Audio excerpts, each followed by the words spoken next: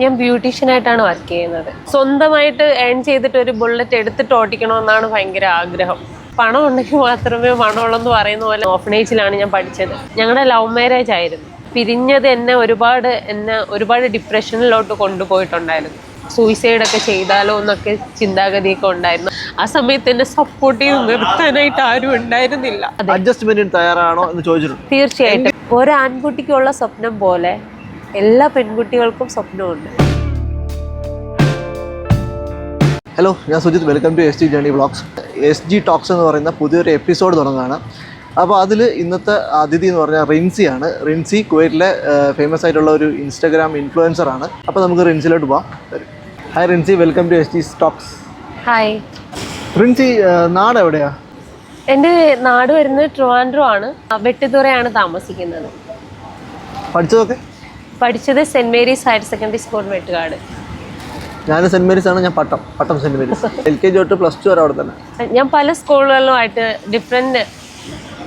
പല സ്കൂളുകളിൽ ഇയറിൽ മാറിയാണ് പഠിച്ചത്. എട്ടാം ക്ലാസ് മുതൽ അങ്ങോട്ട് ഞാൻ പഠിച്ചതെല്ലാം വെട്ടുകാട് തന്നെയാണ്. ഫ്രണ്ട്സ്, ഈ ഫാമിലിയെ കുറിച്ച് അപ്പ ഇല്ല, പപ്പ മരിച്ചുപോയി. പിന്നെ വീട്ടിൽ എനിക്ക് 2 അനുജത്തിമാർ, അമ്മ, അനുജത്തിമാരും ഞങ്ങളെല്ലാവരും മാരീഡാണ്. 3 കുട്ടികളുണ്ട് എനിക്ക്. എല്ലാവരും നാട്ടിലല്ലേ? ആ. ഫ്രണ്ട്സ്, കുവൈറ്റിൽ എന്തായിട്ടാണ് വർക്ക് ചെയ്യണേ? ഞാൻ ബ്യൂട്ടീഷ്യനായിട്ടാണ് വർക്ക് ചെയ്യുന്നത്. ഓക്കെ, ഈ ബ്യൂട്ടീഷ്യൻ ആ ഒരു പ്രൊഫഷൻ സെലക്ട് ചെയ്യാനുള്ള ഒരു റീസൺ എന്താ? ഒരിക്കലും എന്താ പറയുക, ഇഷ്ടത്തോടെ സെലക്ട് ചെയ്തതല്ല. ഇന്നത് പഠിക്കണമെന്നൊരു താല്പര്യമില്ലായിരുന്നു. ഗൾഫിൽ വരാൻ വേണ്ടിയിട്ട് ഞാൻ ബ്യൂട്ടീഷ്യൻ കോഴ്സ് എടുത്ത് പഠിച്ചതാണ്. പിന്നെ ഞാനിവിടെ വന്നു. ഇപ്പം ഞാൻ 3.5 ഇയറിൽ മോളിലായി ഇവിടെ വർക്ക് ചെയ്യുന്നു. ഫ്രണ്ട്സ്, ഈ ഗൾഫിൽ പ്രത്യേകിച്ച് കുവൈറ്റിലൊക്കെ നമുക്ക് ഈ ജോലി കിട്ടാനുള്ള ഒരു ബുദ്ധിമുട്ടുണ്ടാവും. പ്രത്യേകിച്ച് ബ്യൂട്ടീഷ്യനൊക്കെ എങ്ങനെയാണ് ഈ ഒരു ബ്യൂട്ടീഷ്യനായിട്ട് ഇവിടെ ജോലി കിട്ടിയത്? എങ്ങനെയാണ് ഇത് കിട്ടിയത്? ആദ്യമേ ഞാനിവിടെ കുവൈറ്റിലുണ്ടായിരുന്നു. ആൻറ്റി മുഖേനയാണ് ഞാൻ വന്നത്. പിന്നെ എനിക്ക് അത് മുന്നേ, കൊറോണയുടെ മുന്നേ ഞാൻ വന്നതാണ്. എന്നിട്ട് എനിക്ക് തിരിച്ചിങ്ങോട്ട് വരാനായിട്ട് പറ്റിയിട്ടുണ്ടായിരുന്നില്ല. അന്ന് ഔട്ട്സൈഡ് വിസയായിരുന്നു. പിന്നെ ഇങ്ങോട്ട് വരാൻ കുറേ പ്രശ്നങ്ങളുണ്ടായിരുന്നല്ലോ, അതുകൊണ്ട് എനിക്ക് വരാൻ പറ്റിയിട്ടുണ്ടായിരുന്നില്ല. പിന്നെ ഒരു റിലേറ്റീവ്, എൻ്റെ ഹസ്ബൻഡിൻ്റെ റിലേറ്റീവ് മുഖേനയാണ് ഞാനിവിടെ വരുന്നത്. ഒരു ജിം ലവറാണ്, അതുപോലെ ബുള്ളറ്റ് ലവറാണ്. ജിമ്മിൽ പോകുന്നുണ്ടോ? ജിമ്മിൽ ഞാൻ നാട്ടിലായിരുന്ന സമയത്ത് ജിമ്മിന് പോവുമായിരുന്നു. പ്രൊഫഷണലായിട്ട് കോച്ചല്ലെങ്കിലും അവിടുത്തെ എൻ്റെ കോച്ചിൻ്റെ പേര് അനീഷ് എന്നാണ്. ഓക്സിജൻ എന്നാണ് ജിമ്മിൻ്റെ പേര്. അവിടെ ആയിരിക്കുന്ന സമയത്ത് ചിലപ്പം എന്നിലുള്ള ഇത് കൊണ്ടായിരിക്കാം ഞാൻ പലരും കോച്ച് ചെയ്തിട്ടുണ്ട്. അതിനുള്ള പെർമിഷൻ എൻ്റെ കോച്ച് തന്നിട്ടുണ്ടായിരുന്നു. പിന്നെ അത് കഴിഞ്ഞിട്ട് ഇങ്ങോട്ട് വന്നിട്ട് എനിക്ക് കണ്ടിന്യൂ ചെയ്യാൻ പറ്റിയിട്ടില്ല. ഇടയ്ക്ക് എക്സസൈസൊക്കെ ചെയ്യാറുണ്ട്. പക്ഷേ നാട്ടിൽ പോയിട്ടോ അല്ലെങ്കിൽ കുറച്ചുകൂടെയൊക്കെ സാലറിയൊക്കെ ബെറ്റർ ആയി കഴിഞ്ഞ് കഴിഞ്ഞാൽ ജിമ്മിൽ പോകണമെന്ന് ആഗ്രഹമുണ്ട്. ബുള്ളറ്റ് ഒരു വട്ടം ഞാൻ ഓട്ടിച്ചിട്ടുണ്ട്. ബുള്ളറ്റ് ലവറാണ്. ബുള്ളറ്റ് ആൻഡ് ജിം ലവർന്ന് കിടക്കുന്നുണ്ട്, അതുകൊണ്ട് ചോദിച്ചത്. ബുള്ളറ്റിന് എന്ന് പറഞ്ഞു കഴിഞ്ഞാൽ ദുൽഖർ സൽമാൻ്റെ മൂവിയിൽ നിന്ന് എനിക്ക് ഭയങ്കര ഒരു ക്രേസ് ആയതാണ്. അതിനുശേഷം എനിക്ക് സ്വന്തമായിട്ട് ഏൺ ചെയ്തിട്ട് ഒരു ബുള്ളറ്റ് എടുത്തിട്ട് ഓടിക്കണമെന്നാണ് ഭയങ്കര ആഗ്രഹം. ബുള്ളറ്റ് സാധാരണ മലയാളി ക്രേസ് ആയത് മോഹൻലാൽ ബുള്ളറ്റ് ഓടിച്ച് കണ്ടിട്ടുണ്ട്. ഇല്ല, എനിക്ക് ദുൽഖർ സൽമാൻ്റെ. എന്താണ് പാഷൻ? എൻ്റെ പാഷൻ എന്ന് പറഞ്ഞാൽ എൻ്റെ പപ്പയുടെ ഏറ്റവും വലിയ ആഗ്രഹമായിരുന്നു ഞങ്ങൾ 3 പേര് നല്ലൊരു നിലയിൽ എത്തണമെന്നുള്ളത്. എനിക്ക് പാട്ട് പാടുന്നത് ഭയങ്കര ഇഷ്ടമായിരുന്നു. പിന്നെ ഡാൻസ് കളിക്കുന്നത് ഇഷ്ടമായിരുന്നു. അങ്ങനെയാണ് ഞാൻ അതിനൊന്നും പറ്റാത്തത് കൊണ്ടും ആ ഒരു റീസൺ കൊണ്ടാണ് ഞാൻ റീൽസ് എന്ന് പറയുന്ന ഒരു ഇൻസ്റ്റഗ്രാമിൽ റീൽസിൻ്റെ ഒരു ഇത് വന്നപ്പോഴത്തേക്കും അതിനോട് കൂടുതൽ അഡിക്റ്റ് ആയതും ഇപ്പോഴും കണ്ടിന്യൂ ഞാൻ ചെയ്തുകൊണ്ടിരിക്കുന്നതും. എനിക്ക് എന്ന് പറയുമ്പോൾ ചിലപ്പോൾ മറ്റുള്ളവർക്ക് തമാശയായിട്ട് തോന്നിയാലും എനിക്ക് ഭയങ്കര ആഗ്രഹമാണ് ഒരു ബിഗ് സ്ക്രീനിൽ എനിക്ക് വരണമെന്നുള്ളൊരു ആഗ്രഹം എനിക്കുണ്ട്. അത് എന്താ പറയുക, എങ്ങനെയാണ് ഏത് രീതിയാണെന്നൊന്നും എനിക്കറിയത്തില്ല. പക്ഷെ ഭയങ്കര ആഗ്രഹമാണ് അത്. അഭിനയമാണ് സത്യത്തിൽ എൻ്റെ പാഷൻ എന്ന് പറയുന്നത്. ഡ്രീം എന്തുവാണ്? എനിക്ക് എൻ്റെ ഡ്രീം എന്ന് പറഞ്ഞു കഴിഞ്ഞാൽ ഞാനൊരു വലിയൊരു നല്ല ഹൈ ലെവലിലുള്ള ഒരു ഫാമിലി അല്ലായിരുന്നു. സോ ഞാൻ വളർന്നു വന്നതും ഒരുപാട് കഷ്ടപ്പാടിലൂടെയാണ് വളർന്നു വന്നത്. എൻ്റെ പപ്പ മരിച്ചതിന് ശേഷം ഞങ്ങൾ 3 പേരും ഒരുപാട് സ്ട്രഗിൾ ചെയ്തിട്ടുണ്ട് ഈ ഒരു നിലയിലെത്താൻ വേണ്ടിയിട്ട്. എല്ലാവരുടെയും മുന്നിൽ ഒരുപാടെന്ന് പറഞ്ഞാൽ ഇപ്പം ഇന്നത്തെ സമൂഹം അറിയാമല്ലോ, ഇപ്പം നമ്മുടെ ബന്ധുക്കാരായിരുന്നാലും ആരായിരുന്നാലും നല്ലതായിരുന്നാൽ മാത്രമേ, പണം ഉണ്ടെങ്കിൽ മാത്രമേ മണമുള്ളൂ എന്ന് പറയുന്ന പോലെ നമ്മളൊരു നല്ലൊരു ലെവലിൽ നിൽക്കുമ്പോഴല്ലേ അവരെ നമ്മൾ അംഗീകരിക്കുകയുള്ളൂ. എൻ്റെ അമ്മയെ കൊണ്ട് ഞങ്ങൾ നോക്കുന്ന രീതിയിലെല്ലാം ഞങ്ങൾ നോക്കിയിട്ടുണ്ട്, പക്ഷെ നല്ലൊരു ലെവലിൽ എത്താനായിട്ട് പറ്റിയിട്ടുണ്ടായിരുന്നില്ല. ഞങ്ങളുടെ ഏറ്റവും വലിയൊരു ആഗ്രഹം എന്ന് പറഞ്ഞു കഴിഞ്ഞാൽ എൻ്റെ അപ്പാടെയും എൻ്റെ അമ്മയുടെയും ആൾക്കാരുടെ മുന്നിൽ ഞങ്ങൾ നല്ല രീതിയിൽ ജീവിച്ച് കാണിക്കണമെന്നുള്ള ഒരു ആഗ്രഹമുണ്ട്. അതിനുള്ള ഓട്ടത്തിലാണ്. ഇപ്പോഴും ഞാൻ എത്തി എന്ന് എനിക്ക് പറയാൻ പറ്റത്തില്ല. ഇപ്പം മുന്നേ എൻ്റെ വീട്ടിൽ എൻ്റെ അമ്മയുടെ അടുത്ത്, അമ്മയുടെ ആൾക്കാരായിരുന്നാലും അപ്പൻ്റെ ആൾക്കാരായിരുന്നാലും ഞങ്ങളുടെ ഫാമിലീനെ കണ്ടിരുന്നതൊരു എന്താ പറയുക, ഞാൻ അവരെ കുറ്റപ്പെടുത്തുന്നില്ല, ആരും അംഗീകരിച്ചിട്ടുണ്ടായിരുന്നില്ല. ഇപ്പം എല്ലാവരും മിണ്ടുന്നതും നമ്മളോട് സഹകരിക്കണയൊക്കെ കാണുമ്പോൾ നമ്മൾ ഈ ഒരു ലെവലിൽ എത്തിയത് കൊണ്ടാണ് നമ്മളടുത്ത് സഹകരിക്കുന്നത്. ഇനിയും ഒരുപാട് നല്ലൊരു ലെവലിൽ എത്തണമെന്ന് ആഗ്രഹമുണ്ട്. അതുമാത്രമല്ല, എനിക്ക് സ്വന്തമായിട്ടൊരു വീടില്ല. ഞാനൊരു സിംഗിൾ മദറാണ്. എനിക്ക് 3 പെൺകുട്ടികളാണ്. എൻ്റെ അമ്മയാണ് എന്നെ നോക്കുന്നത്. എൻ്റെ സഹോദരങ്ങളാണ് 2 സഹോദരങ്ങളുണ്ട്. ഞങ്ങൾ തമ്മിൽ എത്ര തന്നെ വഴക്കിട്ടിരുന്നാലും എനിക്കൊരു പ്രശ്നം അല്ലെങ്കിൽ അവർക്കൊരു പ്രശ്നം ഉണ്ടെന്ന് പറഞ്ഞു കഴിഞ്ഞാൽ ഞങ്ങൾ 3 പേരും ഒറ്റക്കൈയായിട്ട് നിൽക്കുന്ന ഒരു കൂട്ടത്തിലാണ്. സഹോദര സ്നേഹം തീർച്ചയായിട്ടും ഉണ്ട്. അത് ചിലപ്പോൾ നമ്മൾ വളർന്നു വന്ന ആ സാഹചര്യം കൊണ്ടാവും. എൻ്റെ ഒരു ഡ്രീം എന്ന് പറഞ്ഞു കഴിഞ്ഞാൽ എനിക്ക് സ്വന്തമായിട്ട് ഒരു കിടക്കാടം വേണം. പിന്നെ അതിനുള്ള ഓട്ടത്തിലാണ്. കടങ്ങളുണ്ട്. ദൈവാനുഗ്രഹത്താൽ കടങ്ങളെല്ലാം തീർക്കും ഞാൻ. എല്ലാവരുടെയും മുന്നിൽ ഞാൻ സ്വന്തമായിട്ടൊരു വീട് വെച്ച് എൻ്റെ വീട്ടുകാരെയും എൻ്റെ ബന്ധുക്കാരെയും എൻ്റെ നാട്ടിലുള്ളവരെയെല്ലാം വിളിച്ച് ഒരു പാലുകാച്ച് എനിക്ക് നടത്തണമെന്ന് വലിയൊരു ആഗ്രഹമാണ്. പിന്നെ അതിനേക്കാളും ഇത് ഒരു അച്ചീവ്മെൻ്റ് ആക്കുന്ന സമയത്ത്, ആ പാലുകാച്ച് നടത്തുന്ന സമയത്ത് ഞാൻ പഠിച്ചതെല്ലാം വളർന്നതെല്ലാം ഞാൻ വെട്ടുകാട് മിസ്റ്റിക്കൽ റോസ് കോൺവെൻറ്റിലാണ്, ഓർഫനേജിലാണ് ഞാൻ പഠിച്ചത്. ഇതുപോലെ നിൽക്കുന്ന ഏതെങ്കിലും കുട്ടികൾക്ക് അന്നത്തെ ദിവസം ഒരു നേരത്തെ അന്നദാനം കൊടുക്കണമെന്ന് എനിക്കൊരാഗ്രഹമുണ്ട്. ഇതാണ് എൻ്റെ ഏറ്റവും വലിയ ഡ്രീം എന്ന് പറയുന്നത്. പ്രിൻസി, സോഷ്യൽ മീഡിയ എല്ലാവരും ഉപയോഗിക്കുന്നുണ്ട്, പക്ഷേ ഇത്രത്തോളം ആക്റ്റീവ് ആവാൻ എല്ലാവർക്കും താല്പര്യം ഉണ്ടാവില്ല. എന്തുകൊണ്ട് ഇൻസ്റ്റാഗ്രാമിലായാലും യൂട്യൂബിലാണെങ്കിലും ഇത്ര ആക്റ്റീവായിട്ട് ചെയ്യുന്നു? സങ്കടങ്ങൾ മറക്കാനെന്ന് പറയാം. ഇപ്പം നമ്മൾ ഏതെങ്കിലും ഒരു കാര്യത്തിൽ എൻഗേജ്ഡ് ആകുമ്പം നമ്മുടെ സങ്കടങ്ങൾ മറന്നു പോകുമെന്ന് പറയുന്നതിൽ എനിക്ക് ഏറ്റവും ബെനിഫിറ്റ് ആയിട്ടുള്ള ഒരു കാര്യം എന്ന് പറയുന്നത് ഇൻസ്റ്റഗ്രാം ആയിരുന്നു. ഞാൻ വീഡിയോ ചെയ്യുന്നത് എൻ്റെ ഹസ്ബൻഡിന് ഇഷ്ടമല്ലായിരുന്നു. പിന്നെ കുറച്ച് വീഡിയോസൊക്കെ ഒരു 5-6 വീഡിയോസ് നാട്ടിൽ ഉണ്ടായിരുന്ന സമയത്ത് ചെയ്യുമായിരുന്നു. അതും ഒരുപാട് റിക്വസ്റ്റ് ചെയ്തിട്ടാണ് ചെയ്തുകൊണ്ടിരുന്നത്. പിന്നെ നിങ്ങൾക്ക് എല്ലാവർക്കും അറിയായിരിക്കും, നമ്മളൊരു ഫാമിലിയിൽ പോയി കഴിഞ്ഞ് കഴിഞ്ഞാൽ ഹസ്ബൻഡിൻ്റെ ഇഷ്ടത്തിനായിരിക്കും കൂടുതലും പെൺകുട്ടികൾ ജീവിക്കുന്നത്. ഞാനും അങ്ങനെ തന്നെയായിരുന്നു. പിന്നെ എനിക്കെൻ്റെ ഹസ്ബൻഡിനെ കുറിച്ച്, പുള്ളിക്കാരനെ കുറിച്ച് എനിക്ക് ബാഡായിട്ടൊന്നും പറയാനായിട്ടൊന്നും തന്നെ ഇല്ല. എവിടെ ആയിരുന്നാലും ഹാപ്പി ആയിരിക്കുക, സന്തോഷമായിരിക്കുക, എനിക്കത് മാത്രമേ പറയാനുള്ളൂ.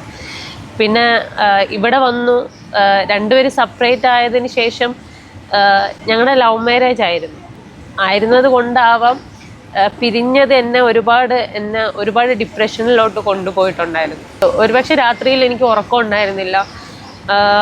ചില സമയത്ത് സൂയിസൈഡൊക്കെ ചെയ്താലോ എന്നൊക്കെ ചിന്താഗതിയൊക്കെ ഉണ്ടായിരുന്നു. അതിൽ നിന്ന് എനിക്കൊരു മോചനം കിട്ടിയത് ഈ ഇൻസ്റ്റഗ്രാം വഴിയാണ്. ലൈഫിൽ ഏറ്റവും സന്തോഷം തോന്നിയ ഒരു നിമിഷം? ലൈഫിൽ എനിക്ക് ഏറ്റവും കൂടുതൽ സന്തോഷം തോന്നിയ ദിവസം എന്ന് പറഞ്ഞു കഴിഞ്ഞാൽ, ഞാനും അമ്മയും ഭയങ്കര വഴക്കായിരുന്നു എപ്പോഴും. ഞാൻ കല്യാണം കഴിച്ച് 14 വർഷം കഴിഞ്ഞിട്ടും അമ്മയായിട്ട് വലിയൊരു അറ്റാച്ച്മെൻറ്റ് എനിക്ക് ഉണ്ടായിരുന്നില്ല. പക്ഷേ എനിക്കൊരു വീഴ്ച ഉണ്ടായിരുന്ന സമയത്ത് എന്നെ താങ്ങാനായിട്ട് എൻ്റെ അമ്മയുണ്ടായിരുന്നത്. ഈ 3 മക്കളെയും ഇപ്പോഴും ഞാൻ ഏൽപ്പിച്ചിരിക്കുന്നത് എൻ്റെ അമ്മയുടെ അടുത്താണ്. അമ്മയാണ് നോക്കുന്നത്. അതിന് ഞാൻ എൻ്റെ അമ്മയോട് ഒരുപാട് വട്ടം സോറി പറഞ്ഞിട്ടുണ്ട്.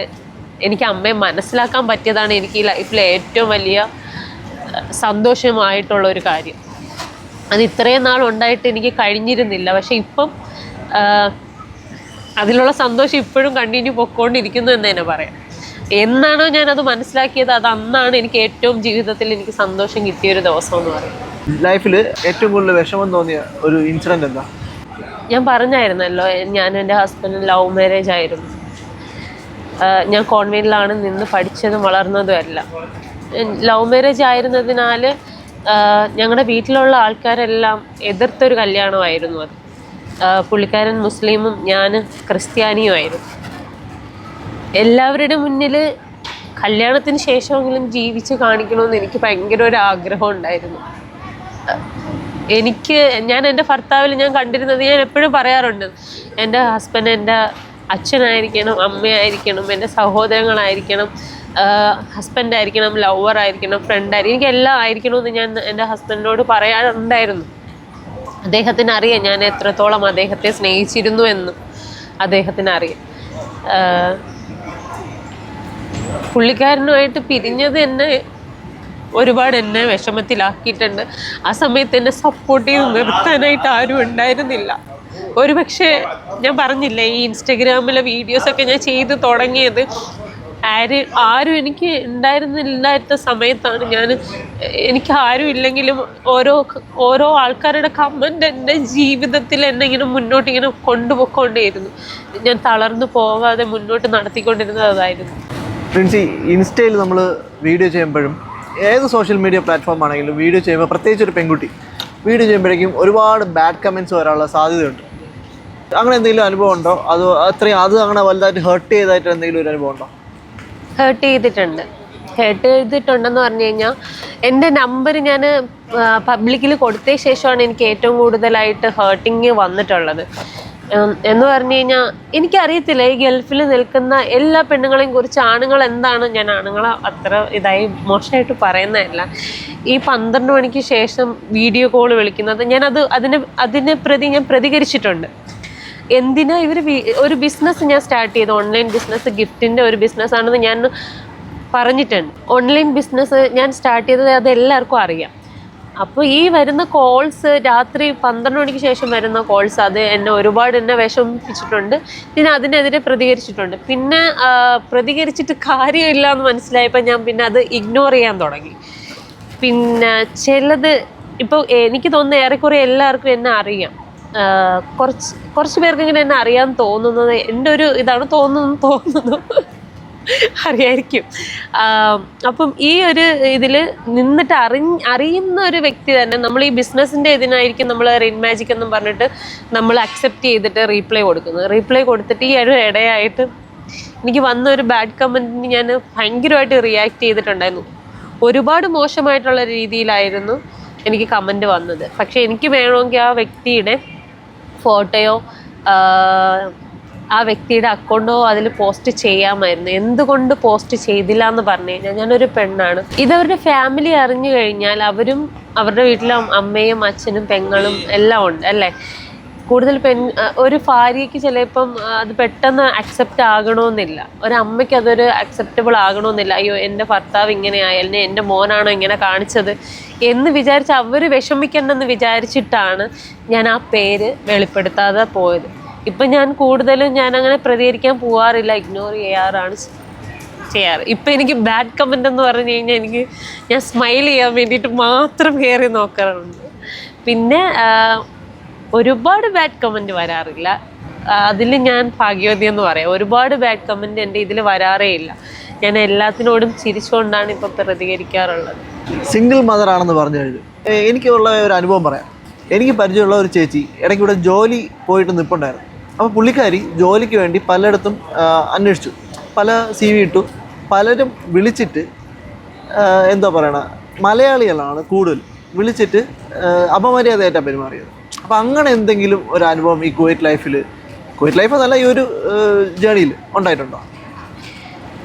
ഉണ്ടായിട്ടുണ്ട്. എന്ന് വെച്ചാൽ മുതലെടുക്കാൻ ശ്രമിച്ചിട്ടുണ്ടോ? അതാണ് അതിൻ്റെ കറക്റ്റ് വേ. ഓക്കെ, അങ്ങനെ ചോദിച്ചാൽ ഉണ്ടായിട്ടുണ്ട്. കാരണം ഞാൻ ഈ ഇടയായിട്ട് ജോലി നിർത്തി അവിടെ നിന്ന് റിസൈൻ ചെയ്യാനായിട്ട് തീരുമാനിച്ചു. ജോലിക്ക് വേണ്ടിയിട്ട് എനിക്ക് സ്ഥാപനത്തിൻ്റെ പേരോ ഡീറ്റെയിലോ ഒന്നും എനിക്ക് പറയാൻ പറ്റത്തില്ല. പക്ഷേ നമ്മുടെ മലയാളികളുടെ കൂട്ടത്തിൽ തന്നെ മുതലെടുക്കുന്ന ആൾക്കാരുണ്ട്. എനിക്ക് ഗൾഫിൽ വരുന്ന സ്ത്രീകളോട് പറയാനുള്ള ഒരേ ഒരു കാര്യം എന്ന് പറഞ്ഞു കഴിഞ്ഞാൽ, ഒരു കൺഫർമേഷനും നല്ലൊരു ക്ലിയറൻസും ഇല്ലാതെ ഒരിക്കലും ഗൾഫിൽ കയറി വരരുത്. ഈവൻ നമ്മൾ അതൊരു ഹൗസ് മെയ്ഡ് ആയിരുന്നാൽ പോലും, നമ്മൾ ഏത് ജോലിക്ക് പോയിരുന്നാൽ പോലും ആ ജോലിയിൽ സത്യസന്ധതയുണ്ട്, അല്ലെങ്കിൽ നമ്മൾ ചെയ്യാൻ പോകുന്ന ജോലിയിൽ നമ്മൾ ആരും ചീറ്റ് ചെയ്യത്തില്ല എന്ന് ഉറപ്പുണ്ടെങ്കിൽ മാത്രമേ ഗൾഫിൽ വരാൻ പാടുള്ളൂ. എന്നോട് ചോദിച്ചു കഴിഞ്ഞാൽ എന്നെ ചീറ്റ് ചെയ്യാനായിട്ട് ഇതായിരിക്കും എനിക്ക് പെർഫെക്റ്റായിട്ട് പറയാൻ പറ്റും. ഞാൻ ചീറ്റ് ചെയ്യാനായിട്ട് നിന്ന് കൊടുത്തിട്ടുമില്ല, എന്നെ ചീറ്റ് ചെയ്യാനായിട്ട് ശ്രമിച്ചവരോട് ഞാൻ പ്രതികരിച്ചിട്ടേ ഉള്ളൂ. എന്ന് വെച്ചാൽ എൻ്റെ ഫോണിൽ ഇങ്ങനെ നമ്മളിപ്പോൾ ജോലിയുടെ കാര്യത്തിന് സംസാരിച്ചിട്ട് നമുക്ക് തിരിച്ചവർ പറയുന്ന ഇന്ന കാര്യങ്ങൾ ചെയ്യാൻ നിങ്ങൾക്ക് പറ്റുമോ, എങ്കിൽ ഞാൻ നിങ്ങൾക്ക് ജോലി തരാം. ഇങ്ങനെയുള്ള എനിക്കറിയത്തില്ല മലയാളികൾ എന്തിനാണ് ഇങ്ങനെ സംസാരിക്കുന്നത്. കാരണം ആ ചേച്ചിയോട് ക്ലിയർ കട്ടായിട്ട് മലയാളികളാണ് ചോദിച്ചിട്ടുള്ളത്, അഡ്ജസ്റ്റ്മെന്റിന് തയ്യാറാണോ എന്ന് ചോദിച്ചിട്ടുണ്ട്. തീർച്ചയായിട്ടും ആ ജോലി ആ ഒരു പോസ്റ്റ് കൊടുക്കാമെന്ന് പറഞ്ഞിട്ടുണ്ട്. അത് പുള്ളിക്കാരിക്ക് കുറെ നാൾ പിന്നെ ജോലി ഇല്ലാതിരുന്നു. ഈ ഇടയ്ക്കാണ് പുള്ളിക്കാരിക്ക് ജോലി സെറ്റ് ആയത്. അപ്പൊ അത്രയ്ക്കും പുള്ളിക്കാരി ഹർട്ടായിരുന്നു. കാരണം പുള്ളിക്കാരി ഭയങ്കര വിഷമായിരുന്നു. കാരണം മലയാളികളാണ് അത് ചെയ്തത്. അപ്പൊ അതാണ് ഞാൻ അതെടുത്ത് ചോദിക്കാനുള്ള കാരണം. ഒരു ഇൻസിഡന്റിനെ കുറിച്ച് പറയാൻ പറ്റുമോ? ഇപ്പൊ ഞാൻ വർക്ക് ചെയ്യുന്ന പാർലറിൽ 2 നേപ്പാളീസ് വന്നിട്ടുണ്ടായിരുന്നു. ഓക്കെ, അവര് മെഡിക്കലിനൊക്കെ കൊണ്ടുപോയിരുന്നത് ഒരു മലയാളിയാണ്. ഓക്കെ, ഏത് സ്ഥലത്തുള്ളതെന്ന് എനിക്ക് പറയാൻ പറ്റും, എനിക്ക് ഡീറ്റെയിൽ ഫുൾ അറിയാം. പക്ഷേ മലയാളിയാണ്. ആ ഒരു കൊച്ചിൻ്റെ മെഡിക്കൽ ഫെയിലായി. ആദ്യം പോയി ഫെയിലായി, രണ്ടാമത് ഫെയിലായി. ആ കൊച്ച് പോകുന്നതിൻ്റെ തലേ രാത്രി എൻ്റെ ഫ്ലാറ്റിൻ്റെ ബാക്ക് സൈഡാണ് അവർ താമസിക്കുന്നത്.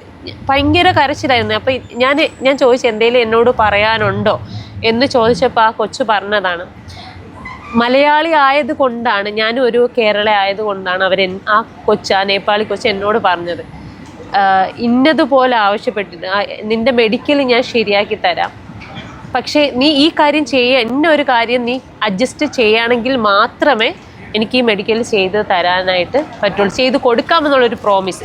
നീ ചെയ്ത് തരുമെങ്കിൽ ഞാൻ മെഡിക്കൽ നിനക്ക് അവിടെ അപ്രൂവലും ഇതാക്കി തരാം എന്ന് വെച്ചാൽ അവർക്ക് വാസ്തവെല്ലാം ഉണ്ടായിരുന്നിരിക്കണം. അതുകൊണ്ടാണല്ലോ മെഡിക്കലിന് അവരെ ഏർപ്പെടുത്തിയിരിക്കുന്നത്. പക്ഷെ എനിക്ക് നിങ്ങളോട് പറയാനുള്ളത്, നിങ്ങളുടെ വീട്ടിലൊന്നും അമ്മയും പെങ്ങളും ഒന്നും ഇല്ലേ? എന്തിനാണ് പാവങ്ങളെ നമ്മൾ സഹായിക്കുകയല്ലേ ചെയ്യേണ്ടത്? ഒരു പെണ്ണിനെ നമ്മളൊരു ചൂഷണത്തിൽ കൊണ്ടുവരുമ്പോൾ നമുക്കതിൽ എന്ത് ലാഭമാണ് കിട്ടുന്നത്? എനിക്കറിയത്തില്ല. ഇപ്പം ഞാനിങ്ങനെ സംസാരിക്കുമ്പോൾ നിങ്ങൾ എന്നോട് ചോദിക്കും ഞാനൊരു പതിവ്രതയാണോ? എനിക്ക് അക്ഷരമതി എൻ്റെ നെഞ്ചത്ത്, ഞാൻ അച്ഛന് പിറന്ന മോള് തന്നെയാണ്. ഞാൻ ഇന്നും അധ്വാനിച്ച് തന്നെയാണ് ജീവിക്കുന്നതെന്ന് എനിക്ക് നല്ലതുപോലെ ആരുടെ മുഖത്ത് നിന്ന് സംസാരിക്കാൻ ഇപ്പോഴിതാ ഇവിടെ ഈ ക്യാമറയുടെ മുന്നിൽ പോലും നിന്ന് സംസാരിക്കുന്നത് അതുകൊണ്ട് തന്നെയാണ്. ഇപ്പോൾ നമ്മൾ മലയാളികളെ മാത്രം പറഞ്ഞല്ല, നമുക്ക് അനുഭവം ഉണ്ടായത് ചേച്ചി മലയാളിയാണ്. അപ്പോൾ മലയാളിയാണ് എൻ്റെ പറഞ്ഞത്. എന്തുകൊണ്ട്? ഓക്കെ, ഇതിപ്പം മറ്റ് രാജ്യക്കാരോട് അവരുടെ രാജ്യത്തുള്ള ആൾക്കാർ അങ്ങനെ കാണിക്കുന്നുണ്ടാവും. നമ്മുടെ മലയാളികൾക്ക് നമുക്കൊരു പ്രശ്നം ഉണ്ടാകുമ്പോൾ മലയാളികളല്ലേ ഹെൽപ്പ് ചെയ്യേണ്ടത്? അതെ, ആ ഹെൽപ്പ് അവരിൽ നിന്ന് ഉണ്ടാകാതിരിക്കുമ്പോൾ നമ്മളുടെ ഒരു ഫീലിങ്സ് എന്തായിരിക്കും? നമ്മൾ അറിയുന്ന കാരണം ചിലപ്പോൾ ഭാഷ അറിയാത്ത ആളുകളാണ് ഇവിടെ കൂടുതലും വരുന്നത്, നിസ്സഹായരായവരാണ് വരുന്നത്. ഒരു ആൺകുട്ടി ഗൾഫിൽ വരുന്നതിനേക്കാളും ഒരു പെൺകുട്ടി എത്രയും സഫർ ചെയ്ത് ഗൾഫ് രാജ്യത്ത് ഏത് കൺട്രീസിലായിരുന്നാലും, അതിപ്പോൾ യൂറോപ്യൻ കൺട്രീസിലായാലും ഏത് കൺട്രീസിലായിരുന്നാലും പോകുന്നത് എന്തിനാ? അവരുടെ സിറ്റുവേഷൻസ് ആണ്. പുറമേ നിന്ന് കാണുന്നത് പോലെ അല്ല ഓരോരുത്തരുടെയും സിറ്റുവേഷൻസ് എന്ന് പറയുന്നത്. ലൈഫിൽ ഏറ്റവും കൂടുതൽ സ്വാധീനിച്ചിട്ടുള്ള വ്യക്തി ആരാണ്? എൻ്റെ ലൈഫിൽ എനിക്ക് ഏറ്റവും കൂടുതൽ സ്വാധീനിച്ചിട്ടുള്ള ഒരു വ്യക്തി എന്ന് പറയുന്നത് എൻ്റെ അച്ഛൻ തന്നെയാണ്. അതിൽ വേറൊരാൾ എനിക്ക് ചിന്തിക്കാൻ പോലും പറ്റത്തില്ല. എൻ്റെ ലൈഫിൽ നമുക്കൊരു ഹീറോയിൻ ഉണ്ടോ അല്ലെങ്കിൽ ഹീറോ ഉണ്ടോ എന്ന് ചോദിച്ചു കഴിഞ്ഞാൽ നമ്മളിങ്ങനെ ആരാധിക്കത്തില്ലേ? ഭൂമിയിലെ ദൈവം എന്ന് പറഞ്ഞാൽ എൻ്റെ അച്ഛൻ തന്നെയാണ്. ഇന്നെൻ്റെ കൂടെ ഇല്ല. പപ്പ മരിച്ചിട്ട് ഏകദേശം ഒരു 20 വർഷം ആകാൻ പോകുന്നു. പപ്പയെ കുറിച്ച് പറയുകയാണെങ്കിൽ, പണ്ട് ഞങ്ങളുടെ വീടെന്ന് പറഞ്ഞു കഴിഞ്ഞാൽ ഓലപ്പുരയായിരുന്നേ. അന്ന് ഞങ്ങളുടെ വീട്ടിൽ കറണ്ടില്ല, മിക്സി ഇല്ല, ഗ്രൈൻഡർ ഇല്ല. എൻ്റെ പപ്പ ഒരു ഫിഷർമാനാണ്. പപ്പ ജോലിക്ക് പോയിട്ട് വന്നിട്ട് ഞങ്ങളെ കുളിപ്പിച്ച് വൃത്തിയാക്കി, പിന്നെ തുണി അലക്കി, വീട് തൂത്തുവാരി, ചോറ് വെച്ച് അമ്മിക്കല്ലിൽ അരച്ച് കറി വെച്ച് ഞങ്ങൾക്ക് ഊട്ടിയ ഒരു അപ്പനാണ്. ഇതുപോലെ ഒരു അപ്പൻ ലോകത്ത് ആർക്കും തന്നെ ഉണ്ടായിരിക്കുമെന്ന് എനിക്കറിയത്തില്ല, എൻ്റെ അറിവിലില്ല. ഇന്ന് എൻ്റെ അപ്പൻ സ്വർഗത്തിരുന്ന്, ഷുവറാണ് സ്വർഗത്തിൽ തന്നെയായിരിക്കും, സ്വർഗത്തിലിരുന്ന് കാണുന്നുണ്ടായിരിക്കുന്ന മോള് ഈ ഒരു ഇന്ന് ഫസ്റ്റ് ടൈമാണ് കേട്ടോ ഈ ഒരു യൂട്യൂബ് ചാനലിൽ എന്നെ ഇൻ്റർവ്യൂ എടുക്കുന്നത്. ഈ ഒരു ലെവലിലെത്താൻ എൻ്റെ അപ്പൻ്റെ ഓരോ വാക്കുകളാണ്. ആരുടെ മുന്നിൽ നമ്മൾ ജീവിക്കുകയാണെങ്കിൽ അധ്വാനിച്ച് ജീവിക്കണമെന്ന് പഠിപ്പിച്ചത് എൻ്റെ അപ്പനാണ്. 2 കൈയും കാലുകളും ഇല്ലെങ്കിൽ പോലും ഇഴഞ്ഞു പോയി ഭിക്ഷ എടുത്ത് മക്കളെ നോക്കണമെന്ന് വരെ എൻ്റെ അപ്പൻ എന്നെ പഠിപ്പിച്ചിട്ടുണ്ട്. അങ്ങനെ എൻ്റെ അപ്പൻ ഞങ്ങളെ നോക്കിയിട്ടുണ്ട്. രോഗിയായിരുന്നു, ക്യാൻസറായിരുന്നു, TBയുടെ അസുഖം ഉണ്ടായിരുന്നു. എന്നിട്ട് പോലും എൻ്റെ അപ്പൻ ആ ഒരു സിറ്റുവേഷനിൽ എൻ്റെ മക്കളെ നോക്കാൻ ഒരു സഹോദരങ്ങളുടെ മുന്നിലും പോകാതെ എൻ്റെ അപ്പം പോയൊരു കല്യാണ വീട്ടിൽ നിന്ന് ഞങ്ങൾക്ക് ഫുഡ് വാങ്ങി തന്നിട്ടുള്ള ഒരു ദിവസം പോലും ഉണ്ടായിരുന്നു. ഒരു പക്ഷേ എൻ്റെ അനിയത്തിമാർക്ക് അത് ഓർമ്മയുണ്ടായിരുന്നു കാണത്തില്ല, പക്ഷെ എനിക്ക് ഓർമ്മയുണ്ട്. അത് അപ്പൻ്റെ ഓരോ വാക്കുകളുമാണ് എന്നെ ഇന്നിവിടെ ഇത്രയും സ്ട്രോങ് ആയിട്ട് നിർത്തിയിരിക്കുന്നതെന്ന് എനിക്ക് ഉറച്ചു പറയാം. I love my papa, my super hero also എൻ്റെ അപ്പനാണ്. പിന്നെ എനിക്ക് ഇതുവരെയ്ക്കും ചോദിക്കാൻ പറ്റാത്തൊരു കാര്യമാണ്. എന്തായിരുന്നാലും ഇത് എൻ്റെ അപ്പൻ്റെ ആൾക്കാർ ഇത് അറിയുന്നുണ്ടെങ്കിൽ അറിയട്ടെ. എന്നോട് ദേഷ്യം തോന്നിയിരുന്നാലും എനിക്കൊരു കുഴപ്പമില്ല. എൻ്റെ അപ്പൻ ഞങ്ങൾ 3 പേരോടും പറഞ്ഞിട്ടുള്ള ഒരു കാര്യം ഉണ്ടായിരുന്നു. എൻ്റെ അപ്പൻ മരിച്ചു പോയിരുന്നാലും ഞങ്ങളെ കെട്ടിച്ചയക്കാനുള്ള സമ്പാദ്യമെല്ലാം അപ്പൻ്റെ ആൾക്കാരുടെ കയ്യിൽ, സഹോദരങ്ങളുടെ കയ്യിൽ ഏൽപ്പിച്ചിട്ടുണ്ടെന്ന്. എനിക്കറിയില്ല, ഞങ്ങൾ ഇതുവരെയ്ക്കും കണ്ടിട്ടില്ല ആ സമ്പാദ്യം എന്താണെന്നും ഏതാണെന്നും. ഞങ്ങൾ ചോദിക്കാനും വന്നിട്ടില്ല. നിങ്ങളടുത്ത് ചോദിക്കാനുള്ള കാര്യം, നിങ്ങൾ എന്താണ് ഞങ്ങൾക്ക് വേണ്ടി ചെയ്തിട്ടുള്ളത്? എനിക്കറിയത്തില്ല നിങ്ങൾ എന്താണ് ഞങ്ങൾക്ക് വേണ്ടി ചെയ്തിട്ടുള്ളത്. ഇന്ന് ഞങ്ങളുടെ ഒപ്പം നിങ്ങളെല്ലാവരും ഉണ്ട്. പക്ഷേ എൻ്റെ അപ്പൻ്റെ ആത്മാവുണ്ടല്ലോ, ഒരിക്കലും, അതെനിക്ക് ഉറച്ച വിശ്വാസത്തോടെ പറയാം, ഒരിക്കലും നിങ്ങളെ സമാധാനത്തോടെ ഉറങ്ങാൻ വിടത്തില്ല. ഇന്ന് ഞങ്ങളോട് നിങ്ങൾ ചെയ്തിട്ടുണ്ടെങ്കിൽ അതിൻ്റെ ഭവിഷ്യത്ത് എന്തായിരുന്നാലും നാളെ നിങ്ങൾ അനുഭവിക്കും. ആരോടും ഇങ്ങനെ പറയാനല്ല, ഇന്ന് ഞങ്ങൾ 3 പേരും എത്രത്തോളം സ്ട്രഗിൾ ചെയ്തിട്ടുണ്ടെന്ന് ഞങ്ങൾക്ക് മാത്രമേ അറിയാവൂ. ഇന്ന് ഞങ്ങൾ ഈ ഒരു ലെവലിലെത്താൻ എത്ര പേരുടെ വായിലിരിക്കുന്ന കേൾക്കേണ്ടി വന്നു. നിസ്സാരം ഒരു മുളക് പൊടിക്കും മല്ലിപ്പൊടിക്കും മഞ്ഞപ്പൊടിക്കും പോലും ഓരോരുത്തരുടെ വീട്ടിൽ പോയി ചോദിച്ചിരുന്ന സമയം ഉണ്ടായിരുന്നു. ആ ഒരു സിറ്റുവേഷൻ വരെ ഞങ്ങൾക്ക് 3 പേർക്കും ഉണ്ടായിരുന്നു. അത് എൻ്റെ അപ്പനുണ്ടായിരുന്നെങ്കിൽ ഞങ്ങൾക്ക് ഒരിക്കലും വരത്തില്ലായിരുന്നു. അതിനുള്ള സിറ്റുവേഷൻ ഒരുക്കി തന്നത് നിങ്ങളാണ്. അപ്പം അതിനെന്തായിരുന്നാലും നിങ്ങൾ സമാധാനം പറയേണ്ടി വരും. ട്രാവലിംഗ് ഇഷ്ടമാണോ? ട്രാവലിംഗ് എനിക്ക് ഇഷ്ടമാണ്. കല്യാണത്തിന് മുന്നേ പോയിട്ടില്ല, കല്യാണത്തിന് ശേഷവും പോയിട്ടില്ല. പക്ഷേ ഇപ്പോൾ സിംഗിൾ മദർ ആയതിന് ശേഷം പോയിട്ടുണ്ട്. ഈ 3 വർഷമായിട്ട് ഞാൻ പോയിക്കൊണ്ടിരിക്കുന്നുണ്ട്. നാട്ടിൽ വെക്കേഷന് വരുമ്പോൾ ഞാൻ പോകാറുണ്ട്. ഫസ്റ്റ് ഞാൻ ഗൾഫ് കൺട്രീസിൽ നിന്നത് സൗദി അറേബ്യയിലാണ് കേട്ടോ. അത് കഴിഞ്ഞതിന് ശേഷമാണ് ഞാൻ കുവൈറ്റിൽ വന്നത്. എത്ര വർഷം ഉണ്ടായിരുന്നു സൗദിയിൽ 2 വർഷം ഉണ്ടായിരുന്നു. അതിൻ്റെ വിസയും കാര്യങ്ങളൊക്കെ എനിക്ക് റെഡിയാക്കി തന്നത് എൻ്റെ മാമിയാണ്. എൻ്റെ അമ്മയുടെ സഹോദരൻ്റെ വൈഫ് മാമിയാണ് എൻ്റെ ആ കാര്യങ്ങൾ ചെയ്തത്. അതിൽ ഒരുപാട് വലിയൊരു പങ്ക് എൻ്റെ മാമിക്കുണ്ട്. എനിക്ക് പാസ്പോർട്ട് എന്ന് പറയുന്ന സ്വപ്നം, എല്ലാവർക്കും നമുക്ക് പാസ്പോർട്ട് ഉടനെ കിട്ടണമെന്നില്ല. എൻ്റെ പാസ്പോർട്ടിൽ കുറേയേറെ കറക്ഷൻ ഉണ്ടായിരുന്നു. അതെല്ലാം തിരുത്തി ക്ലിയറായിട്ട് എനിക്കൊരു പാസ്പോർട്ട് എടുത്തു തന്നത് എൻ്റെ മാമിയായിരുന്നു. പിന്നെ വേറൊരു കാര്യം, ഇന്ന് എൻ്റെ അപ്പാപ്പൻ മരിച്ച് മകളിലിരിപ്പുണ്ട്. എൻ്റെ അപ്പാപ്പൻ്റെ പെൻഷൻ പൈസ കൊണ്ടിട്ടാണ് ഞാൻ ഫസ്റ്റ് എൻ്റെ പാസ്പോർട്ട് ഞാൻ എടുത്തത്. വന്ന വഴി ഒരിക്കലും മറക്കാൻ പാടില്ലല്ലോ. ഇപ്പോൾ കുവൈറ്റും സൗദി 2 രാജ്യത്താണ് വർക്ക് ചെയ്തിട്ടുള്ളത്. അതെ. ഇപ്പോൾ കുവൈറ്റിനാണെങ്കിൽ സൗദി ആണെങ്കിലും തമ്മിലുള്ള ഒരു വ്യത്യാസം, 2 രാജ്യത്ത് വർക്ക് ചെയ്തിട്ടുള്ള ആളല്ലേ, എന്താ ഒരു വ്യത്യാസം തോന്നിയിട്ടുള്ളത്? എനിക്ക് തോന്നുന്നു കുറച്ചുകൂടെ ഫ്രീഡം ഇവിടെയാണ്. ഞാൻ സൗദിയിൽ അതിനുശേഷം പോയിട്ടില്ല. കൊറോണയ്ക്ക് മുന്നേ ഞാൻ പോയിട്ടുള്ളതാണ്. 2 വർഷം നിന്നിട്ടുണ്ട്. ഇവിടെ ഫ്രീഡം ആണ്, കാരണം ഔട്ട്സൈഡ് വരുന്ന വിസയ്ക്ക് ഫ്രീഡം ആണല്ലോ. സ്ഥലം എങ്ങനെയാണ്, സൗദി ആണോ കുവൈറ്റാണോ? കുവൈറ്റാണ് എനിക്കിഷ്ടം. പ്രിൻസി കുവൈറ്റിൽ എന്ത് ബിസിനസ്സാണ് ചെയ്യുന്നത്? എൻ്റെ സാലറി എനിക്കത് തികയില്ല എന്നുള്ളൊരു ഇത് വന്നപ്പോഴത്തേക്കുമാണ് ഞാൻ റെയിൻ മാജിക് എന്ന് പറയുന്ന ഓൺലൈൻ ബിസിനസ് സ്റ്റാർട്ട് ചെയ്തത്. സ്റ്റാർട്ട് ചെയ്തു 1 ഇയർ ആകാൻ പോകുന്നു. ഒരുപാട് ആൾക്കാർ സപ്പോർട്ട് ചെയ്യുന്നുണ്ട്, ഇപ്പോഴും കണ്ടിന്യൂ പോകുന്നുണ്ട്. അതിൽ നിന്ന് എനിക്കൊരു ഇൻകം കിട്ടുന്നുണ്ട്. അതെൻ്റെ മക്കൾക്ക് വേണ്ടിയിട്ട് നല്ല രീതിയിൽ ചിലവഴിക്കാൻ എനിക്ക് പറ്റുന്നുണ്ട്. 3 മക്കളാണെന്ന് പറഞ്ഞായിരുന്നു, മക്കളൊക്കെ ഇപ്പോൾ എന്ത് ചെയ്യുന്നു? മൂത്ത ആള് അനുഷ്ക 9ൽ പഠിക്കുന്നു. 2ാമത്തെ ആള് സനുഷ്ക 7th പഠിക്കുന്നു. 3ാമത്തെ ആള് തനിഷ്ക ഫസ്റ്റ് സ്റ്റാൻഡേർഡിൽ പഠിക്കും. എല്ലാവരും ഇഷ്കയാണ്. അതെൻ്റെ രണ്ടാമത്തെ സിസ്റ്റർ ഇട്ട പേരാണ്, എല്ലാവർക്കും ചൂസ് ചെയ്ത ഒരു പേരാണ്. സുഖമായിരിക്കുന്നു, ഹാപ്പിയാണ്. പിന്നെ വിഷമമുണ്ട്, അറിയാമല്ലോ വീഡിയോസൊക്കെ ചെയ്യുന്നത് കൊണ്ട്. എനിക്ക് തോന്നുന്നു 2 കുട്ടികളെ ഏറെക്കുറെ ആർക്കും അറിയില്ല. പക്ഷേ ഇളയാളെ എല്ലാവർക്കും അറിയാം. തുമ്പിക്ക് ഫാൻസൊക്കെ ഉണ്ട്. വീഡിയോ ഒന്നും അപ്ലോഡ് ചെയ്തില്ലെങ്കിൽ ആൾക്കാർ ചോദിക്കാറുണ്ട് എന്തുകൊണ്ട് ചെയ്യുന്നില്ല. അമ്മയെ വിളിച്ച് പരാതി പറയുന്ന ഒരാളുണ്ടല്ലോ, ഇളയാളല്ലേ? ഇളയാള് തുമ്പി. ആ വീഡിയോ ഒക്കെ കണ്ടായിരുന്നു. ഫ്രണ്ട്സ്, കല്യാണം കഴിഞ്ഞു, 3 മക്കളുടെ അമ്മയാണ്, ഇപ്പോൾ ഡൈവോഴ്സാണ്. അപ്പോഴേക്കും ആ ഒരു റീസൺ എന്തായിരുന്നു? കാരണം ഇനിയുള്ള ഇപ്പം ഈ ഒരു തലമുറയ്ക്ക് അതെന്തെങ്കിലും ഒരു യൂസ്ഫുൾ ആവണമെങ്കിൽ യൂസ്ഫുൾ ആയിക്കോട്ടെ, അതുകൊണ്ട് ചോദിക്കുന്നതേ ഉള്ളൂ. എന്താണ് ആ ഡൈവേഴ്സിലോട്ട് പോകാനുള്ള ഒരു കാരണം? ഒരാളെ നമ്മൾ മാത്രം അഗാധമായിട്ട് സ്നേഹിച്ചിട്ട് കാര്യമുണ്ടോ? അല്ലെങ്കിൽ സ്നേഹം മാത്രം പരസ്പരം ഉണ്ടായിട്ട് കാര്യമുണ്ടോ? ഒരു ഫാമിലിയിൽ സ്നേഹം പ്ലസ് അതിന് ഒരു ഇൻകവും വേണം. നമ്മുടെ കുട്ടികൾ വളർന്നു വരുന്നതാണ്, അവരെ നമ്മൾ ഉത്തരവാദിത്തത്തോടെ നോക്കണമെന്നുള്ളതുണ്ട്. അതിലുപരി മക്കളെ നമ്മൾ കെയർ ചെയ്യണമെന്നുള്ളതുണ്ട്. നമ്മൾ എത്ര സ്ട്രഗിൾ ചെയ്തിരുന്നാലും നമ്മുടെ മക്കൾ നന്നായി വളരണമെന്ന് ആഗ്രഹിച്ചിട്ടാണ് ഓരോ മാതാപിതാക്കളും സ്വന്തം ലൈഫ് ത്യജിച്ച് നിൽക്കുന്നത്. എനിക്ക് ഏറ്റവും കൂടുതൽ മനസ്സിലായിട്ടുള്ളത് അങ്ങനെയാണ്. എനിക്ക് നിങ്ങളോട് പറയാനുള്ള ഒരേ ഒരു കാര്യം, ഒരിക്കലും ഒരു അഡ്ജസ്റ്റ്മെൻ്റ് ആവരുത് ലൈഫ് എന്ന് പറഞ്ഞ്. ഓക്കെ, ലൈഫിൽ പോരായ്മകൾ ഉണ്ടാവും, അങ്ങോട്ടും ഇങ്ങോട്ടും പോരായ്മകൾ ഉണ്ടാകും. പെർഫെക്റ്റ് ആയിട്ടുള്ള ഒരു മനുഷ്യരും തന്നെയില്ല. പക്ഷെ അത് മനസ്സിലാക്കി വിശ്വാസത്തോടെ സ്നേഹത്തോടെ മുന്നോട്ട് പോകുമ്പോഴാണ് അതൊരു ലൈഫാവുന്നത്. ഹസ്ബൻഡ് ആൻഡ് വൈഫിൻ്റെ ഒരു സ്നേഹമാണ്. ആ ഒരു സ്നേഹം കണ്ടാണ് മക്കൾ വളരേണ്ടത്. നമ്മൾ എപ്പോഴും പ്രശ്നങ്ങളായിരിക്കുമ്പോൾ അത് മക്കളെ ബാധിക്കും. നമ്മൾ സ്നേഹിച്ച് മുന്നോട്ട് പോയി നോക്കിയേ, ഇടയ്ക്കിടയ്ക്കൊക്കെ സൗന്ദര്യപ്പണക്കം എന്തായിരുന്നാലും ഫാമിലീസിലുണ്ടാവും. പക്ഷെ എപ്പോഴും പ്രശ്നങ്ങളും, പിന്നെ പല ഫാമിലിയിലും മദ്യപാനം പങ്കുവഹിക്കുന്നുണ്ട്. അപ്പം എടുത്തു പറയാനുള്ള ഒരു കാര്യം, അഡ്ജസ്റ്റ്മെൻറ്റിൽ ഒരിക്കലും ഒരു ലൈഫ് മുന്നോട്ട് കൊണ്ടുപോകരുത്. പരസ്പരം മനസ്സിലാക്കി തന്നെ മുന്നോട്ട് കൊണ്ടുപോകണമെന്ന് തന്നെയാണ്.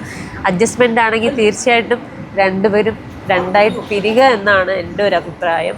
ഒരിക്കലും അഡ്ജസ്റ്റ് ചെയ്ത് ലൈഫ് കൊണ്ടുപോയാൽ നമ്മുടെ ലൈഫ് നമ്മൾ സ്പോയിലായി പോവും, നമ്മുടെ ഡ്രീമെല്ലാം സ്പോയിലായി പോവും, നമുക്കൊന്നും ചെയ്യാൻ പറ്റത്തില്ല. പിന്നെ കൂടുതലായിട്ട് എടുത്തു പറയാനുള്ള ഒരു കാര്യം എന്ന് പറഞ്ഞാൽ, ഒരു ആൺകുട്ടിക്കുള്ള സ്വപ്നം പോലെ എല്ലാ പെൺകുട്ടികൾക്കും സ്വപ്നമുണ്ട്.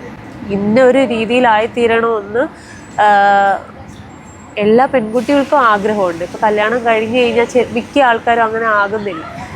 അപ്പോൾ ഹസ്ബൻഡിൻ്റെ സപ്പോർട്ട് കൂടെ ഉണ്ടെങ്കിൽ ഒരു നല്ലൊരു ലൈഫ് അവർക്ക് കിട്ടുമെന്ന് തന്നെ എനിക്ക് പറയാം.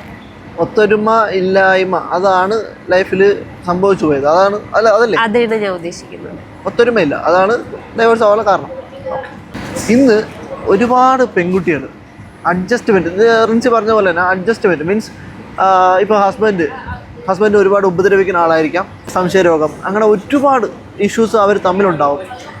എങ്കിലും അതൊന്നും പുറത്ത് പറയാതെ, അവരുടെ അച്ഛൻ്റെ അമ്മേരെയും കൂടെ പോലും പറയാതെ എൻ്റെ കുഞ്ഞിൻ്റെ അച്ഛനാണ് അല്ലെങ്കിൽ എൻ്റെ കഴുത്തിൽ തലയെട്ടിയ ആളാണ് എന്നൊക്കെ ഓർത്ത് സഹിച്ച് ജീവിക്കുന്നു. അവസാനം ഇയാളുടെ കൈകൊണ്ട് മരിക്കുന്നു. അതാണ് ഇപ്പോൾ കുറേ കണ്ടുവരുന്നത്. അങ്ങനെ സഹിച്ച് ജീവിക്കുന്ന പെൺകുട്ടികളോട് എന്താണ് പറയാനുള്ളത്?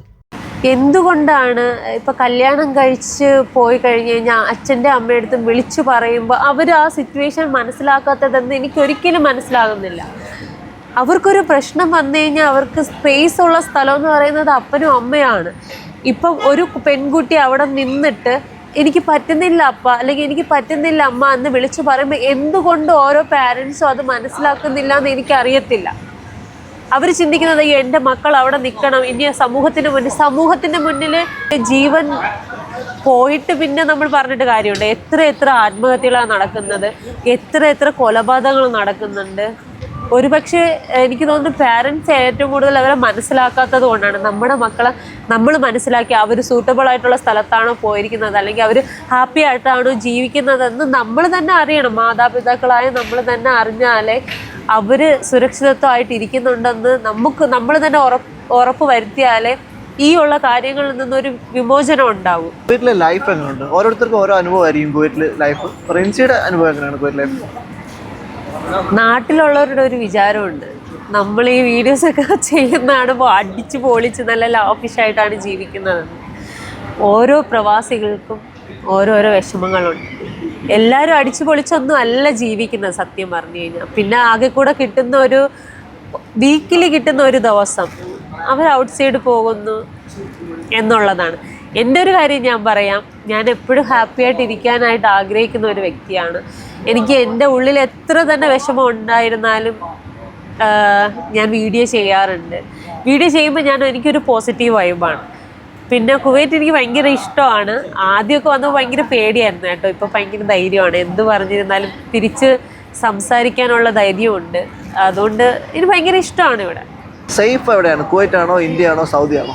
ഒരു പെൺകുട്ടിയെ സംബന്ധിച്ചോളം സേഫായിട്ട് ഇറങ്ങി നടക്കാൻ പറ്റും ഏത് രാത്രി? അത് ഈ 3 രാജ്യങ്ങളിൽ ജീവിച്ചിട്ടുള്ള ആളായതുകൊണ്ട് ചോദിക്കുക, അതെവിടെയാണ് ഏറ്റവും കൂടുതൽ സേഫ് ആയിട്ടുള്ളത്? സൗദി അറേബ്യ തന്നെ. സൗദി അറേബ്യ തന്നെയാണ്. 3 വർഷം മുമ്പ് മാട്രിമോണിയിൽ ഒരു ആഡ് ഉണ്ടായിരുന്നു കല്യാണത്തിൻ്റെ.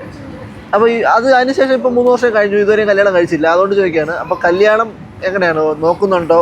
അതോ അത് ഉപേക്ഷിച്ചോ? എന്താണ് പരിപാടി? കല്യാണം ഉപേക്ഷിച്ചിട്ടൊന്നുമില്ല. അപ്പോൾ പറ്റിയ വരനെ കിട്ടിയാൽ കിട്ടും. അപ്പോൾ ഈ വീഡിയോ കാണുന്ന ആർക്കെങ്കിലും അങ്ങനെയൊന്നും വേണ്ട, അങ്ങനെ താല്പര്യപ്പെട്ടൊന്നും വരണ്ട. എൻ്റെ പാരൻസിനെ, എൻ്റെ വീട്ടുകാരൊക്കെ അറിയുന്ന ഒരാൾ അവർ തന്നെ ചൂസ് ചെയ്യട്ടെ, അതാണ് ഞാൻ. ഓക്കെ, മാട്രിമോണിയിൽ നിന്ന് ആ വീഡിയോ ഡിലീറ്റ് ചെയ്യാൻ എന്തോ ഒരു ഇഷ്യൂ ഉണ്ടായിരുന്നു, അങ്ങനെ എന്തോ ഞാൻ അത് കണ്ടായിരുന്നു. അപ്പോൾ അതെന്തായിരുന്നു? മാട്രിമോണിയിൽ ഇട്ടിട്ട് ഡിലീറ്റ് ചെയ്ത് അങ്ങനെ എന്തോ? ഇപ്പോൾ ഈ ഇടയായിട്ട് ഞാൻ അത് ശ്രദ്ധിക്കാൻ കാര്യമെന്ന് പറഞ്ഞു കഴിഞ്ഞാൽ, ത്രെഡിൽ എനിക്ക് എൻ്റെ ഒരു ഫോട്ടോസ് വെച്ചിട്ട് ഒരു ഫേക്ക് ID ഓപ്പൺ ചെയ്തിട്ട് ഒരു ഇഷ്യൂസ് ഉണ്ടായിരുന്നു. അതിനിടയ്ക്കാണ് എനിക്ക് സെപ്റ്റംബർ മുതൽ മെയിൽ വരുന്നുണ്ട്. പക്ഷെ ഞാനത് ഏറ്റവും കൂടുതൽ ഫോക്കസ് ചെയ്യുന്നതെന്ന് പറഞ്ഞു കഴിഞ്ഞാൽ ഇൻസ്റ്റഗ്രാമും ഫേസ്ബുക്കുമാണ്. കാരണം എനിക്ക് ആ ഓൺലൈൻ ബിസിനസ് ഉള്ളത് കൊണ്ടും ഞാൻ വലിയ രീതിയിൽ മെസ്സേജ് ചെക്ക് ചെയ്യാറില്ല. മെയിൽ വരുന്ന ഇത് ഞാൻ ചെക്ക് ചെയ്യാറുണ്ടായിരുന്നില്ല. ഇടയ്ക്ക് ഇങ്ങനെ നോക്കും, ഇതിപ്പോൾ മാട്രിമോണിയിൽ എൻ്റെ മെയിൽ ID ലിങ്ക് ചെയ്തിട്ടത് കൊണ്ടാണ് ഇങ്ങനെ വരുന്നതെന്നുള്ളൊരു ഇതേ ഉള്ളൂ. പക്ഷേ അത് ഡീപ്പായിട്ട് ചെക്ക് ചെയ്തിരുന്നെങ്കിൽ ഒരുപക്ഷെ എനിക്ക് അറിയാമായിരുന്നു. എൻ്റെ മെയിൽ ID ഞാനൊരു സിസ്റ്ററിൻ്റെ ലാപ്ടോപ്പിൽ ഓപ്പൺ ചെയ്തിട്ടുണ്ടായിരുന്നു. സോ അത് നമ്മൾ സെയിൽ ചെയ്ത് ലാപ്ടോപ്പിൽ നിന്ന് അതിന്ന് ലോഗ് ഔട്ട് ചെയ്തിട്ടുണ്ടായിരുന്നില്ല. അത് സെക്കൻഡ് ഹാൻഡ് നമ്മളത് കുവൈറ്റ് മലയാളീസ് ഗ്രൂപ്പിൽ തന്നെ ഇട്ടിട്ട് സെയിൽ ചെയ്ത്. ഇനി അതിൻ്റെ ലൊക്കേഷൻ കാണിച്ചത് ഗൂഗിളിൽ അറിയാൻ പറ്റും. നമ്മളുടെ മെയിൽ ID എവിടെ ഓപ്പൺ ചെയ്തിരുന്നാലും ആ ലൊക്കേഷൻ നമ്മൾ ഡിലീറ്റ് ചെയ്യുമ്പോൾ ഇന്ന ലൊക്കേഷനാണെന്ന്, അല്ലെങ്കിൽ ഇന്ന ഫോണാണ്, ഇന്ന ലാപ്ടോപ്പാണ് എങ്കിൽ നമുക്കതിൽ അറിയാൻ പറ്റും. അത് ലൊക്കേഷൻ കാണിച്ചത് കയറ്റാനാണ്. എനിവേ ഞാനത് ഡിലീറ്റ് ചെയ്തതിന് ശേഷം മാട്രിമോണിയുടെ പ്രശ്നം സോൾവായി. ത്രെഡിലെ പ്രശ്നം സോൾവ് ചെയ്തത് മെറ്റ വഴി ഞാൻ കംപ്ലൈൻറ്റ് കൊടുത്തു, സൈബറിൽ കംപ്ലൈൻറ്റ് കൊടുത്തു. വ്യക്തി ആരാണെന്ന് നല്ലതുപോലെ അറിയാം. അപ്പോൾ എന്തായാലും ലാപ്ടോപ്പും മൊബൈലൊക്കെ സെയിൽ ചെയ്യണവർ ശ്രദ്ധിക്കുക. സെയിൽ ചെയ്യുന്നവർ പ്രത്യേകം ശ്രദ്ധിക്കേണ്ട കാര്യം, നിങ്ങളുടെ മെയിൽ ID ലോഗ് ഔട്ട് ആയതിന് ശേഷം മാത്രം ഒരാൾക്ക് കൊടുക്കുക. ഈവൻ ഫോണായിരുന്നാലും ലാപ്ടോപ്പ് ആയിരുന്നാലും ഇത് തന്നെ നിങ്ങൾ ശ്രദ്ധിക്കേണ്ട ഒരു കാര്യം. അത് എൻ്റെ ഒരു ശ്രദ്ധയില്ലായ്മയിലുണ്ടായ ഒരു കാര്യമാണ്. പിന്നെ അനാവശ്യമായിട്ടുള്ള ഒരു മെസ്സേജും അതിൽ നിന്ന് പോയിട്ടില്ല എന്നാണ്. ഹായ്, ഹലോ, പിന്നെ സെക്കൻഡ് മാരേജ് ആണ് നോക്കുന്നത്, കുറേയേറെ മെസ്സേജൊക്കെ അതിൽ ഉണ്ട്, എടുത്ത് പറയുന്നില്ല. പിന്നെ റീപ്ലൈ തന്നവരുടെ അടുത്തൊക്കെ പറയണേ ഞാനല്ല, വേറെ ആരോ ആണ്, ഞാനല്ല.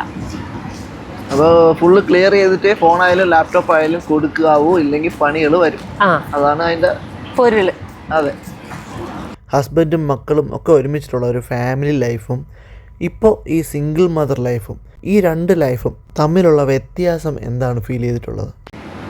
എനിക്കെപ്പോഴും ഒരു ഫാമിലിയുടെ കൂടെ ജീവിക്കണമെന്ന് തന്നെയാണ് ആഗ്രഹം. അപ്പൻ, അമ്മ, കുട്ടികൾ, ഒരു വീട്, അറ്റ്മോസ്ഫിയർ, അവർക്ക് പാചകം ചെയ്ത് കൊടുക്കുക, എൻ്റെ കുട്ടികളുടെ കാര്യങ്ങൾ നോക്കുക, അപ്പൻ്റെ അമ്മയുടെ സ്നേഹം കിട്ടി മക്കൾ വളരുക. ഇതൊക്കെയാണ് ഞാൻ ആഗ്രഹിച്ചിരുന്ന ഒരു ലൈഫ്. ഒരിക്കലും ഞാൻ സിംഗിൾ മദർ ആയിരിക്കണമെന്ന് ഒരിക്കലും ആഗ്രഹിച്ചിട്ടില്ല. ഞാൻ ഈ 14 വർഷം അദ്ദേഹത്തിൻ്റെ കൂടെ കഴിഞ്ഞിട്ടുണ്ടെങ്കിലും ഏറ്റവും കൂടുതൽ ഞാൻ ആഗ്രഹിച്ചിരുന്ന ഒരു കാര്യം എന്ന് പറഞ്ഞാൽ, എൻ്റെ അപ്പൻ എന്നെ വിട്ടുപോയി. എൻ്റെ അപ്പൻ്റെ സ്നേഹം എനിക്ക് കിട്ടിയിട്ടില്ല, ഇന്ന് എൻ്റെ മക്കൾക്ക് കിട്ടിയിട്ടില്ല. എൻ്റെ മക്കൾക്ക് ഒരു അപ്പൻ്റെ സ്നേഹം കിട്ടണമെന്ന് വിചാരിച്ചിട്ട് മാത്രമാണ് ഈ 14 വർഷം കുറേയേറെ പ്രശ്നങ്ങൾ ഉണ്ടായിരുന്നിട്ട് ഞാൻ സ്ട്രഗിൾ ചെയ്ത് പോയത്. അതുകൊണ്ട് ഒരിക്കലും സിംഗിൾ ലൈഫ് അങ്ങനെ വലിയ ബെറ്റർ ആണെന്ന് ഞാൻ ഒരിക്കലും പറയത്തില്ല. നമ്മൾ ജോലിയിലായിരിക്കുന്ന സമയത്ത് എൻഗേജ്ഡ് ആയിരിക്കുമ്പോൾ ഓക്കെയാണ്, പക്ഷേ റൂമിൽ വരുമ്പോൾ ഒരു ഏകാന്തതയാണ്. ചിലപ്പോൾ ഉറങ്ങാൻ പറ്റില്ല. ഞാൻ ഉറങ്ങാതിരുന്നിട്ടുണ്ട് 3 മണി 4 മണി. തലവേദന വന്നാലും ഉറങ്ങാൻ പറ്റില്ല. ചില സമയത്ത് ഗുളിക കഴിച്ചിട്ടുണ്ട് ഉറങ്ങാനായിട്ട്. ആ ഒരു സഫറിങ്, ഡിപ്രഷൻ, ആ ഒരു ലെവലിൽ എത്തിക്കഴിയുമ്പോൾ ചിലപ്പോൾ നമ്മൾ പറയുന്നത് പോലും ആരും അക്സെപ്റ്റ് ചെയ്യണമെന്നില്ല. ആ ഒരു ലെവലിൽ നിന്നാണ് സത്യം പറഞ്ഞാൽ നിങ്ങൾ എന്നെ സപ്പോർട്ട് ചെയ്യുന്നവരാണ് എന്നെ ഈ ഒരു ലെവലിലോട്ട് കൊണ്ടുവന്നതെന്ന് എനിക്ക് പറയാം. നിങ്ങളുടെ അടുത്താണ് എനിക്ക് താങ്ക്സ് പറയാനുള്ളത്. ലൈഫിലോട്ട് ഇനി ഒരു ലൈഫ് പാർട്ണർ വരുമ്പോൾ ആ ആളിൽ നിന്ന് എന്തൊക്കെയാണ് എനിക്കിപ്പോൾ എൻ്റെ ഒരു ലൈഫ് പാർട്ണർ ഇങ്ങനെ ആയിരിക്കണം എന്നുള്ള ഒരു ഇതെന്തുവാ? എനിക്കറിയില്ല അത് പോസിബിൾ ആയിരിക്കുമോ എന്ന് എനിക്കറിയില്ല. പക്ഷെ എന്നിരുന്നാലും 1000-ൽ ഒരാളെങ്കിലും കാണുമെന്ന് പറയുമല്ലോ. എൻ്റെ മക്കളെ സ്നേഹിക്കുന്ന ഒരു അപ്പനായിരിക്കും. അതെൻ്റെ ഫസ്റ്റ് ഒരു പ്രയോറിറ്റിയാണ്, എൻ്റെ ഫസ്റ്റത്തെ ഒരു പ്രയോറിറ്റി. സെക്കൻഡ് പ്രയോറിറ്റി എന്ന് പറഞ്ഞു കഴിഞ്ഞാൽ എല്ലാവർക്കും എന്നെ ഇഷ്ടമാണ്, പക്ഷെ എനിക്കത് അനുഭവിക്കാനുള്ള ഒരു അവസരം ഉണ്ടായിരുന്നില്ല. എൻ്റെ അമ്മയുടെ കൂടെ എനിക്ക് നിൽക്കാൻ പറ്റിയിട്ടുണ്ടായിരുന്നില്ല. എൻ്റെ സഹോദരങ്ങളുടെ കൂടെ ഈ ഒരു 3 വർഷം അതൊരു ബ്ലെസ്സിങ് ആണെന്ന് പറയാം. ഒരു പക്ഷേ സിംഗിൾ മദർ ആയതിനു ശേഷം എൻ്റെ സഹോദരങ്ങളുടെ കൂടെ എനിക്ക് നിൽക്കാൻ പറ്റിയിട്ടുണ്ട്. ഞാനൊരു കല്യാണം കഴിച്ചാൽ ഞാൻ എൻ്റെ ഹസ്ബൻഡിൻ്റെ കൂടെ, എൻ്റെ മക്കളുടെ കൂടെ, അവരുടെ ഒരു ഫാമിലിയുടെ കൂടെ ആയിരിക്കണം. എൻ്റെ ഹസ്ബൻഡിന് ചെയ്യേണ്ട കാര്യങ്ങൾ എനിക്ക് ചെയ്യണം, അതുപോലെ എൻ്റെ ഹസ്ബൻഡ് എനിക്ക് ചെയ്യേണ്ട കാര്യങ്ങൾ ചെയ്യണം. ഞാനിപ്പോൾ ചെയ്തുകൊണ്ടിരിക്കുന്ന വീഡിയോയിലായിരുന്നാലും യൂട്യൂബ് കാര്യങ്ങളിലായിരുന്നാലും ഞാൻ ഇതിൽ ആക്റ്റീവാണെന്ന് അദ്ദേഹത്തിന്, ഇപ്പം ഏതൊരു വ്യക്തി വന്നിരുന്നാലും അദ്ദേഹത്തിന് അറിയായിരിക്കും. എന്നെ സപ്പോർട്ട് ചെയ്യുന്ന ഒരു വ്യക്തി ആയിരിക്കണമെന്ന് ഞാൻ കൂടുതൽ ആഗ്രഹിക്കുന്നു. ഫസ്റ്റ് പ്രയോറിറ്റി എൻ്റെ കുട്ടികൾക്ക്, ഫാമിലിക്ക്, പിന്നെ എന്നെ ഏറ്റവും കൂടുതൽ സ്നേഹിക്കുന്ന ഒരു വ്യക്തിയായിരിക്കണമെന്ന് ആഗ്രഹമുണ്ട്. SG ടോക്സ് എന്ന് പറയുന്നത് ഇതൊരു പുതിയൊരു എപ്പിസോഡായിട്ട് നമ്മൾ ചെയ്തതാണ്. റിൻസി ആയിരുന്നു ഇന്നത്തെ നമ്മൾ അതിഥി. അപ്പോൾ ഈ വീഡിയോ ഇഷ്ടപ്പെട്ടെങ്കിൽ ലൈക്ക് ചെയ്യുക, നമ്മുടെ ചാനൽ സബ്സ്ക്രൈബ് ചെയ്തില്ലെങ്കിൽ സബ്സ്ക്രൈബ് ചെയ്യുക. റിൻസിയുടെ ഇൻസ്റ്റാഗ്രാം ഡീറ്റെയിൽസും ഈ വീഡിയോയിലുണ്ടാവും, ഇതിൻ്റെ ഡിസ്ക്രിപ്ഷൻ ബോക്സിൽ കൊടുത്തേക്കാം. താല്പര്യമുള്ളവർ ഫോളോ ചെയ്യുക. അപ്പോൾ ശരി, അടുത്ത നല്ലൊരു വീഡിയോ ആയിട്ട് വീണ്ടും കാണുന്നവരത്തേക്ക് ബൈ.